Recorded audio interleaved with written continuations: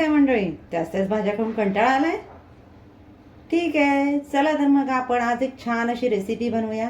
भाजी तीच, पण बनवण्याची पद्धत जरा हटके. आजच्या रेसिपीसाठी आपण जे काही पदार्थ घेतलेत ते अगदी आपल्या किचनमध्ये सहज सोप्या पद्धतीने उपलब्ध असे आहेत.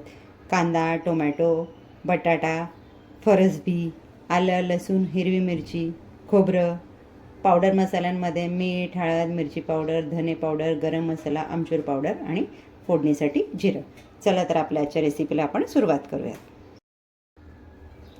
आपण घेतल्यात 2 हिरव्या मिरच्या, 8 ते 10 लसणाच्या पाकळ्या, 2 चमचा सुकं खोबरं मी हलकं भाजून घेतलं आहे आणि 1 इंच आल्याचा तुकडा. तर हे आपल्याला मिक्सरला वाटप करून घ्यायचं आहे. या पद्धतीने आपण हे छान वाटप करून घेतलेलं आहे. कढईमध्ये मी तेल घालून घेतलं आहे. तेल आपलं गरम होतं आहे. आता तेलमध्ये आपण घालून घेणार आहोत फरसबीच्या शेंगा. मी 1/2 किलो फरसबीच्या शेंगा घेतल्या आणि या पद्धतीने त्या कट करून घेतल्या. तुम्ही तुम्हाला हवे त्या आकाराचे तुकडे कट करून घेऊ शकता. आता आपण एक 2 ते 3 मिनटं या शेंगा तेलावर फ्राय करून घेणार आहोत, म्हणजे भाजीची चव आपली आणखी छान होईल. गॅसची फ्लेम इथे मी मीडियम ठेवलेली आहे. तुम्हाला शेंगा नसतील तेलात तळून घ्यायच्या, तुम्ही डायरेक्ट फोडणीमध्ये घातलात तरी चालेल. 2 ते 3 मिनटं या शेंगा छान मंद गॅसवर तेलात परतून घेते. आपल्या शेंगांचा हलका रंग बदलेपर्यंत आपण त्यांना तेलात फ्राय करून घेतलेल्या आहेत. आता मी त्यांना प्लेटमध्ये काढून घेते.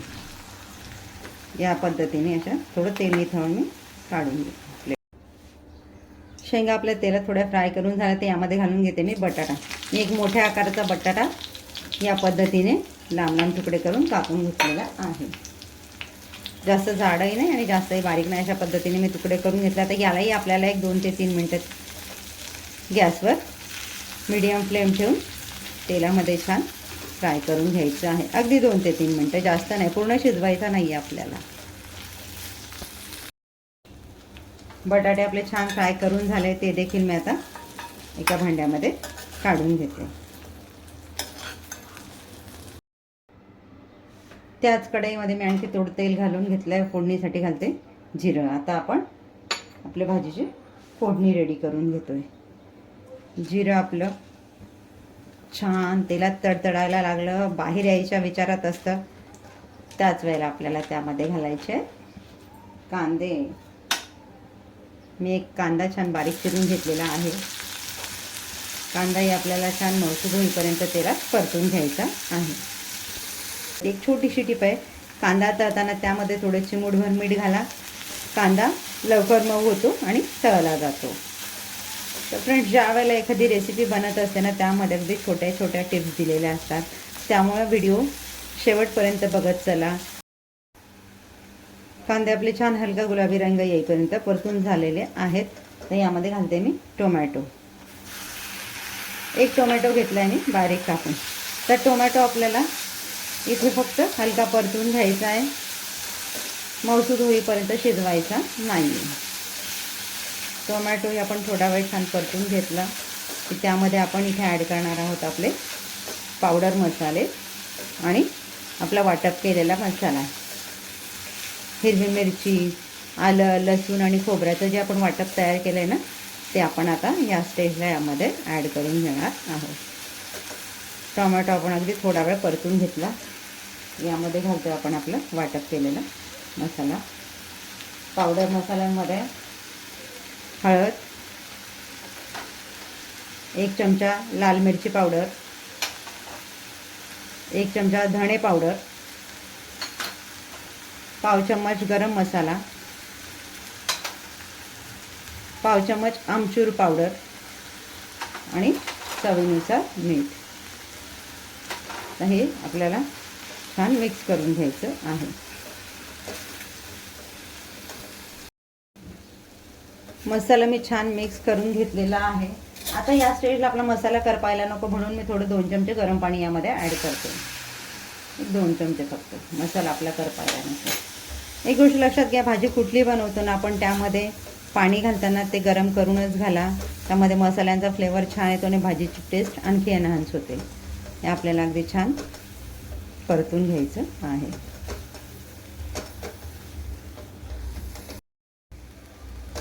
मसाले आपले छान मिक्स करून झालेले आहेत. आता यामध्ये घालतोय आपण आपले फ्राय केलेले बटाटे आणि फरसबी.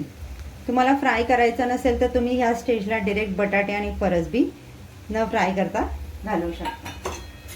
पण एकच आहे की आपण फ्राय केलेले याच्यामध्ये घालतो तर आपल्याला भाजी शिजण्यासाठी वेळ थोडा कमी लागतो आणि डायरेक्ट घातले तर भाजी शिजायला वेळ थोडा जास्त लागतो. छान आपल्याला हे मिक्स करून घ्यायचं आहे. आपण सर्व मिश्रण छान मिक्स करून घेतलं आहे. आता या स्टेजला मी थोडं पाणी ॲड करणार आहे. मला थोडी लपथपीत ठेवायची, तुम्हाला सुकी ठेवायची असेल तर पाणी न ॲड करता अगदी गॅसची फ्लेम कमी ठेवायची, झाकण ठेवून एक 5 ते 7 मिनटं शिजवून घ्यायची. पण मध्ये मध्ये 1-2 वेळा तिला खालवर करा म्हणजे भाजी चिकटणार नाही. तर मला थोडी लपथपीत करायची आहे. मी यामध्ये ॲड करते आहे पाऊण ग्लास गरम पाणी. पुन्हा मी एकदा हिला छान मिक्स करून घेणार आणि झाकण ठेवून मग हिला मस्तपैकी 5 ते 6 मिनटं मंद गॅसवर शिजवून घेणार. वास काय छान येतोय, घमघमाट सुटलेला आहे. अगदी आपल्या किचनमध्ये ज्या उपलब्ध वस्तू आहे ना त्यामध्येच आपण आजची रेसिपी बनवली आहे. त्याच रोजच्या त्याच फ्लेवरच्या त्याच टेस्टच्या भाज्या खाऊन कंटाळा येतो. कधीतरी थोडा चेंज म्हणून आपण या पद्धतीने देखील ही भाजी बनवून बघू शकतो. चवीला अप्रतिम लागते. आमच्या घरी नेहमी बनवली जाते. माझी ही रेसिपी मी तुमच्यावर आज शेअर केली. एकदा करून बघा, टेस्ट करा. तुमच्या प्रतिक्रिया मला नक्की सांगा. त्याचबरोबर आपल्या आसनाच किचनच्या व्हिडिओला लाईक, शेअर, सबस्क्राईब करायला विसरू नका. म्हणजे जे काही नवीन व्हिडिओज येतील त्याचे नोटिफिकेशन्स तुम्हाला येत राहतील आणि छान छान रेसिपी बघायला मिळत राहतील. आता आपल्याला इथे भाजीवर झाकण ठेवून एक 5 ते 6 मिनटं मंद गॅसवर शिजवून घ्यायची आहे. तयार आहे आपली फरसबीची भाजी. तर यामध्ये आपण घालून घेणार आहोत पाव चम्मच गरम मसाला. मगाशी पाव चम्मच घातला, आता पाव चम्मच, एकूण आपण अर्धा चम्मच गरम मसाल्याचा इथे वापर केलेला आहे. तर इथे पाव चम्मच गरम मसाला घालण्याचं कारण का की यावेळी गॅस बंद करायच्या 1-2 मिनटं आधी आपण मसाला घातला ना भाजीमध्ये, भाजीला फ्लेवर आणि स्मेल अगदी छान येतो. त्यामध्ये ॲड करून घेऊया थोडी कोथिंबीर.